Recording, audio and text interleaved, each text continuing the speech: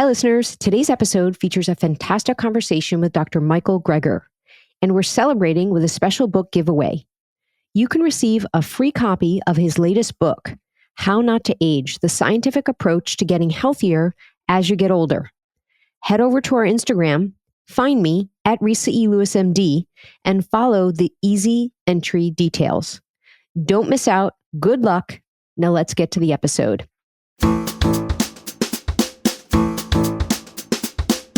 Let's not get lost. Even simple, basic, common sense lifestyle factors can mean living a decade longer. Not smoking, not being obese, regular exercise, eating more fruits and vegetables, right? And look, it's never too late.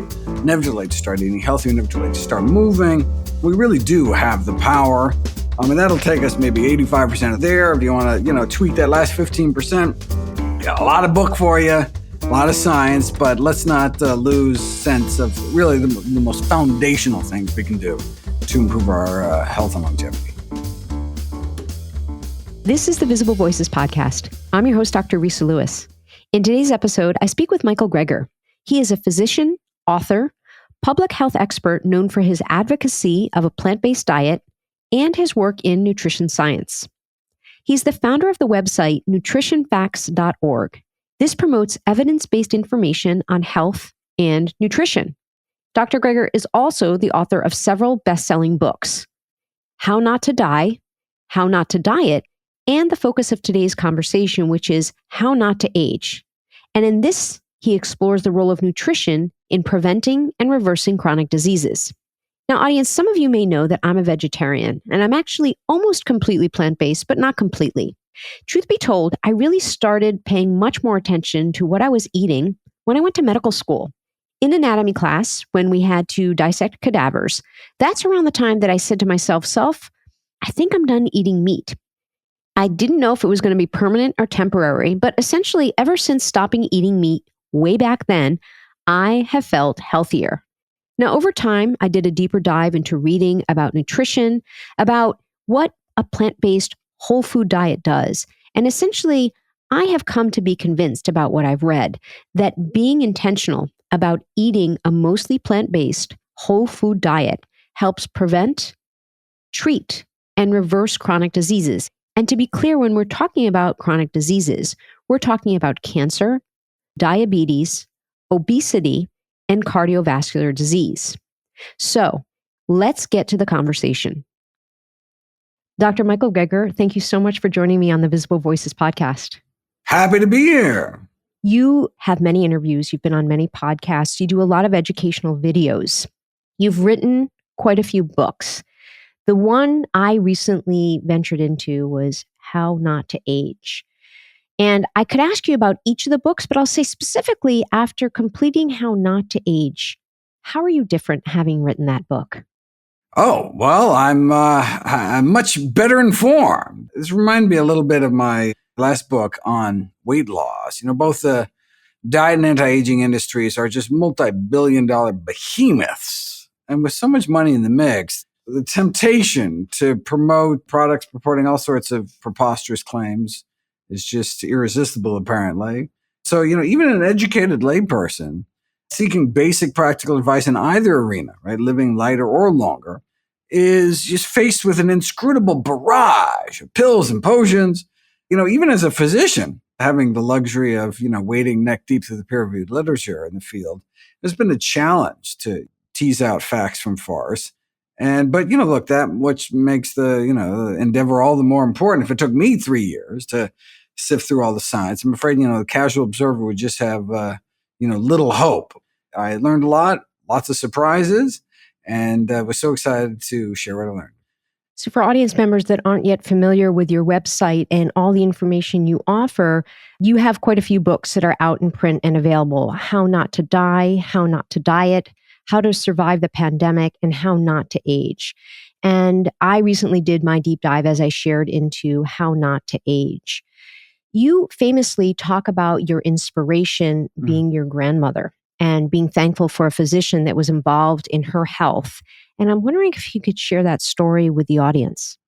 Sure. That's where it really all started for me. I was just a kid when, the doctor sent my grandma home basically in a wheelchair to die. She was diagnosed with end-stage heart disease. Already had so many bypass surgeries. She gets so scarred up inside. How old were you and how old was she? Well, she was given a medical death sentence age 65. This was in the, late 70s. So I was like 9 or something.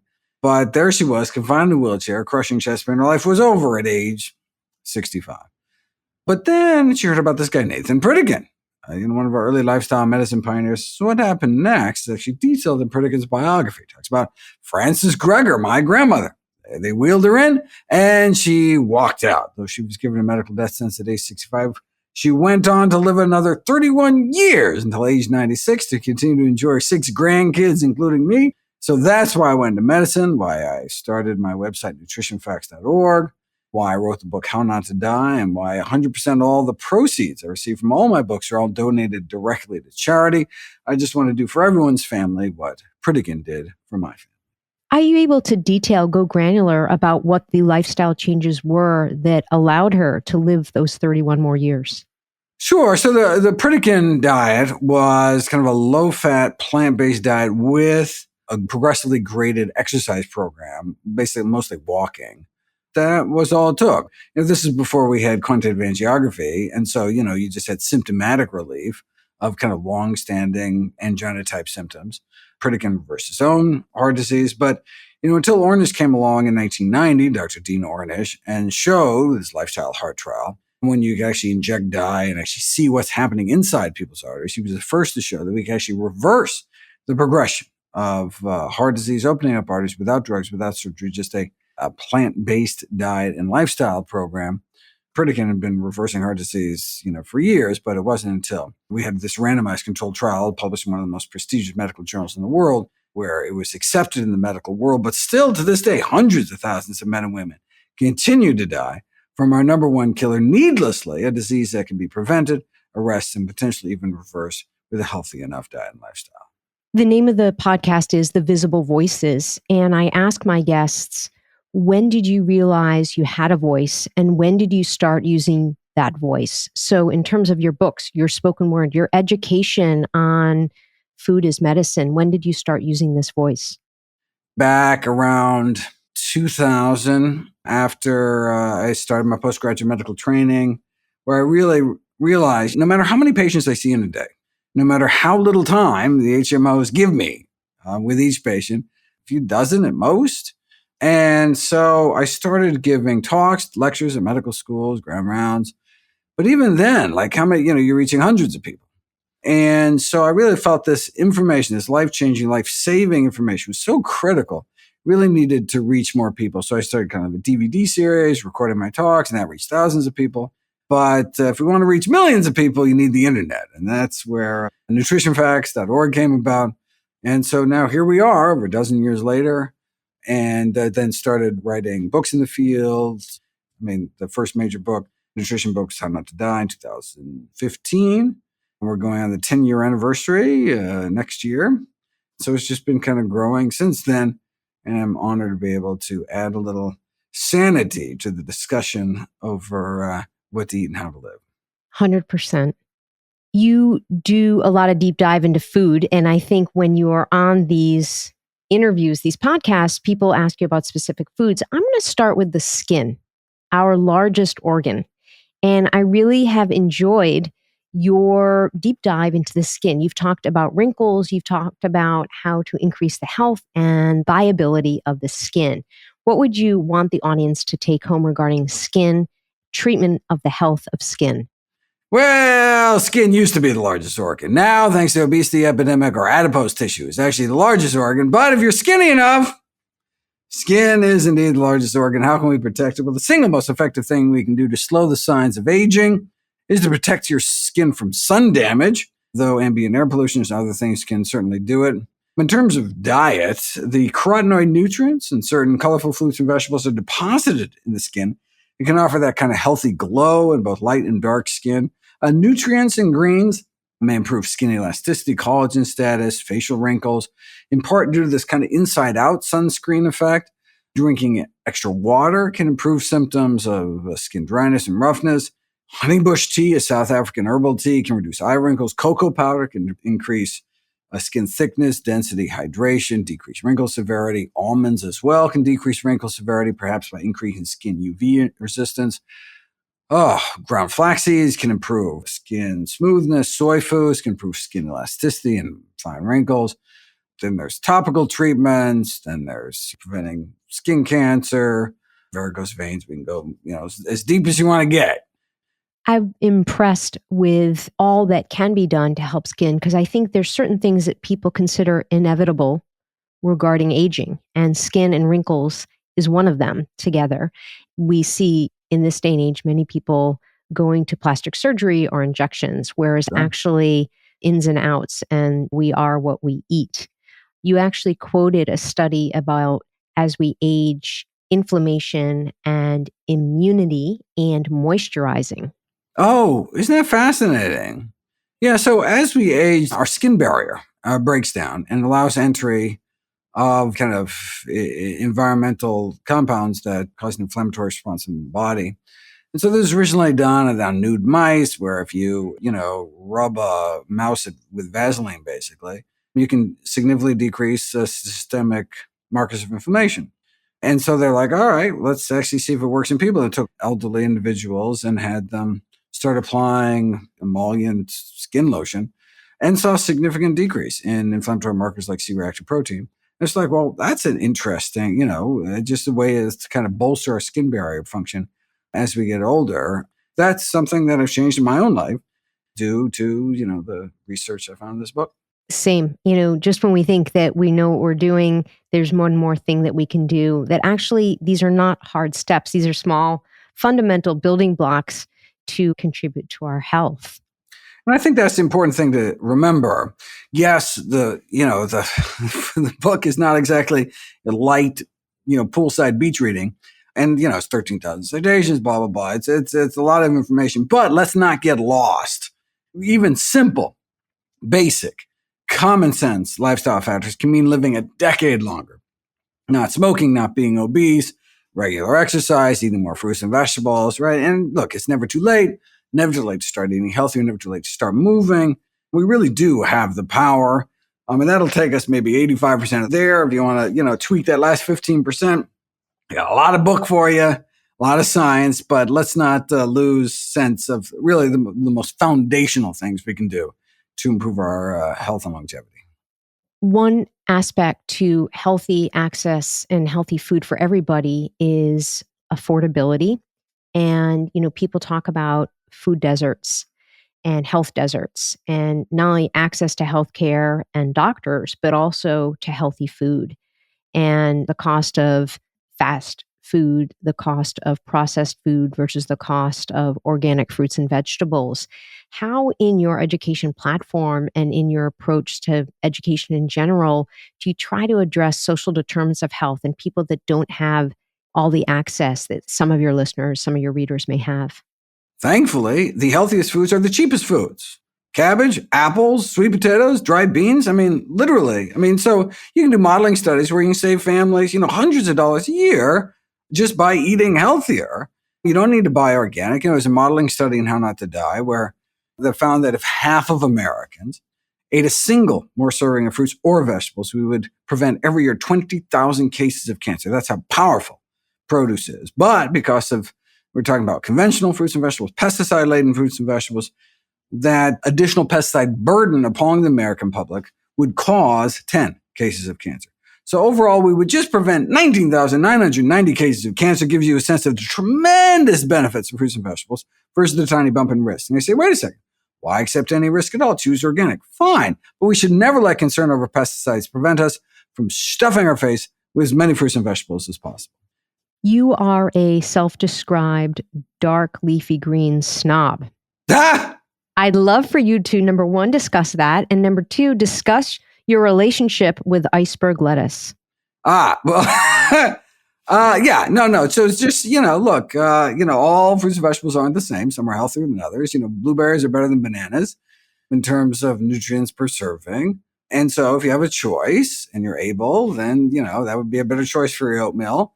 And same thing with dark green leafy vegetables. Emphasis on dark. Some are healthier than others. Some are cruciferous. Some others. Some are in the cabbage family, like kale, collards, bok choy, arugula, etc., which have additional benefits you don't find in other dark green leafies like spinach. They all appear better than iceberg lettuce. But yes, I was talking about, I think it was in the spermidine section, talking about autophagy, ways to kind of boost our body's cellular housekeeping process. There's a compound called spermidine, the largest lifespan inducing compound with few side effects on planet Earth that we found, most concentrated in a fermented soy food called tempeh and white mushrooms, etc. But iceberg lettuce had a surprising amount. And so I was like, surprised. Actually, there's something in iceberg lettuce, even though I think of it as mostly water. No, there's actually something beneficial in there. You just don't want to put a lot of, Bacos and ranch dressing on it. I'm so glad that I was able to get a chuckle and a laugh out of you. I pay attention, Dr. Greger. I pay attention. Telomeres. There's a lot of discussion of telomeres and age, and can we reverse our age?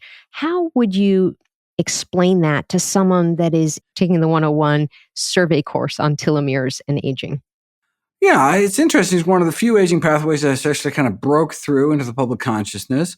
Telomeres are protective caps at the tips of our chromosomes that protect our DNA from unraveling, kind of like the protective tips at the ends of our shoelaces. And increasing telomere, and every time our cells divide, some of the telomere is lost. So it'd be kind of thought of as a kind of our life's fuse. When telomeres are gone, we're gone.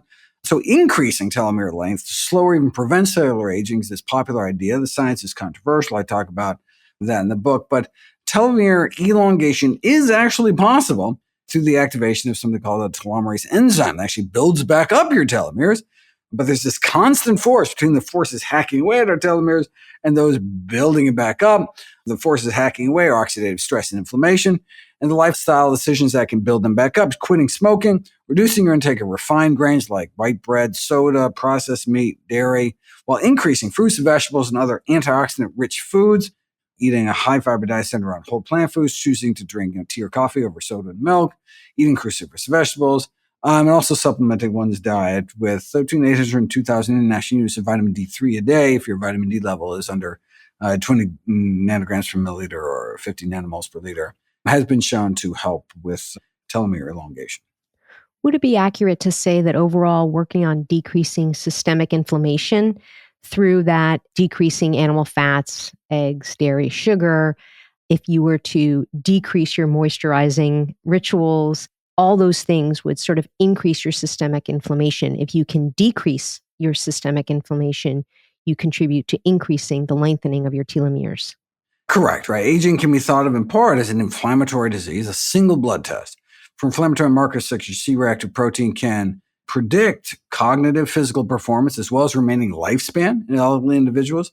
Thankfully, excess inflammation can be extinguished through changes in diet. Eating lower on the dietary inflammatory index in middle age enables people to apparently age more successfully, which is defined as living independently with no major chronic diseases, depression, or pain, and good overall self-perceived social, physical, and mental health. And so we need to cut down on these pro-inflammatory advanced glycation end products, which are found mostly in kind of dry heat cooked meats like hot dogs and bacon, reducing senescent cell inflammation, which is a whole other chapter, these so-called zombie cells, boosting autophagy, that housekeeping process, which can be boosted by the spermidine, not only in iceberg lettuce, but found even more concentrated in wheat germ, applying that emollient skin lotion, avoiding pro-inflammatory food components such as saturated fat, new 5GC, endotoxins, and sodium by minimizing your intake of meat, dairy, tropical oils, and salt. I mean, one lousy breakfast can double your C-reactive protein levels within 4 hours before it's even lunchtime.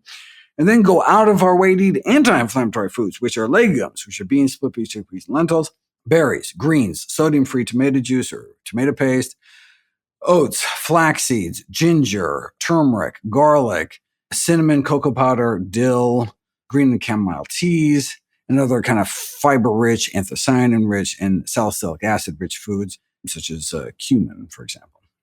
I think he just wanted to say the word autophagy. That's what I think. Autophagy is a good word. It is a good word.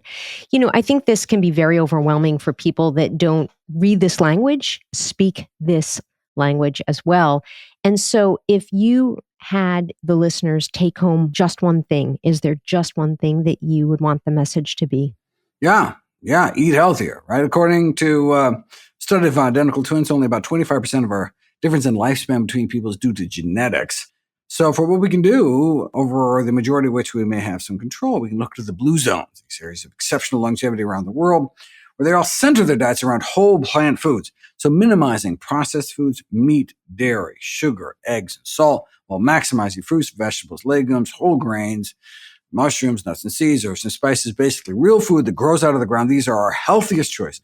According to the Global Burden of Disease Study, the largest study of disease risk factors in human history, funded by the Gates Foundation, number one cause of death here in the United States is the American diet, bumping tobacco smoking to number two. Now cigarettes only kill about 500,000 Americans, whereas their diet kills even more. And so the single most important decision we can make for the health and well-being of ourselves or our families is what we eat 3 times a day. What keeps you up at night? I'm worried about our decreasing lifespan. Life expectancy peaked in 2014 in America, decreased every year since. It was before COVID, kneecapped us another few years. And so we are raising the first generation of children to live shorter lives on average than their parents, thanks to the obesity epidemic and ensuing diabetes epidemics. The tragedy is that so much of these lifestyle diseases are preventable, arrestable, reversible. You look around and there's just so much suffering, so much preventable suffering in the world by simple choices that people, it's not like people are, look, it's your body, your choice. You want to, eat whatever you want, smoke whatever you want, but we're responsible for the predictable consequences of our actions. So I'm just hoping people will be fully informed about the decisions they make that may affect their health.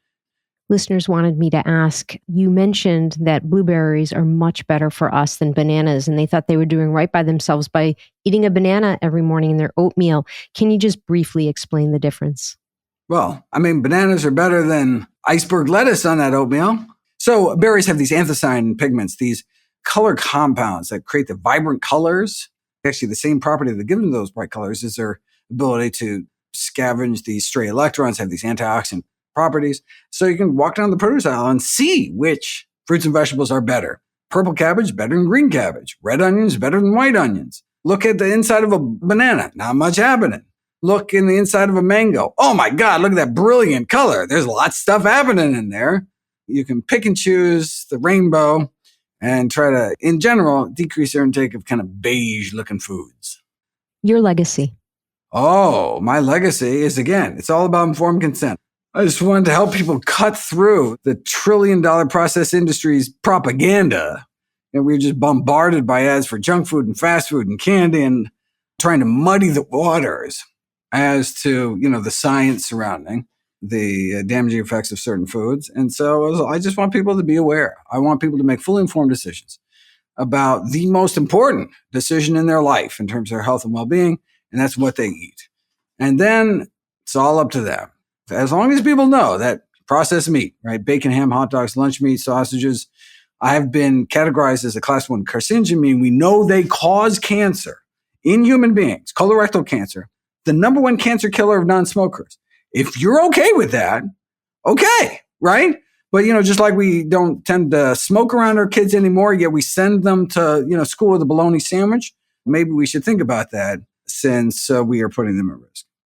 Dr. Michael Greger, I cannot thank you enough for joining me on the Visible Voices podcast. I hope you come back again soon. Looking forward to it. Keep up the great work. The Resa wrap-up. Special thanks to Dr. Michael Greger and our focus on the book, How Not to Age. So audience, it can be confusing, it can be overwhelming, but let me give you 3 take-home points. Number 1, when you think about affordability and health, and the affordability of food related to preventing, treating, and reversing chronic diseases, thankfully, the healthiest foods are the cheapest foods.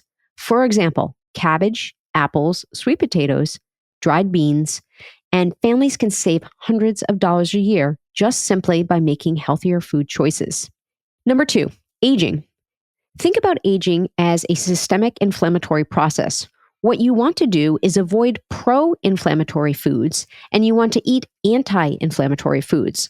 So some examples of pro-inflammatory foods include hot dogs, bacon, other meats, dairy products, foods containing tropical oils, and salt.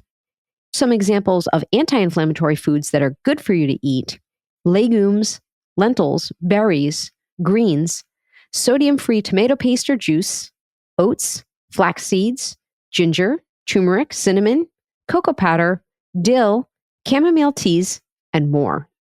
Finally, number 3. For those of you that have been eating oatmeal with bananas, think about swapping out those bananas for blueberries. Blueberries are actually better for us than bananas in terms of nutrients per serving. Think about fruits and vegetables that have a lot of color. When these have color, the color means that there are compounds that have more antioxidant properties. So, avoid beige-looking foods, eat the colorful foods. That's all I have for you this week, audience. See you next time.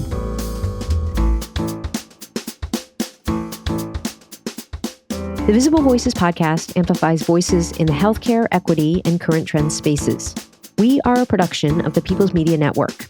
Our team includes Dr. Giuliano DePortu and me, Dr. Resa E. Lewis. Please find me through my website and on social media, Resa E. Lewis, MD, or through the podcast, thevisiblevoicespodcast.com. Please give us a 5-star rating on Apple or wherever you listen to podcasts. Also, please be sure to share the show with a friend. The views and opinions expressed by the host and guests are their own and do not necessarily reflect the opinion of the institution with which they are affiliated or identified. Information herein should never be used as a substitute for clinical judgment or for medical advice.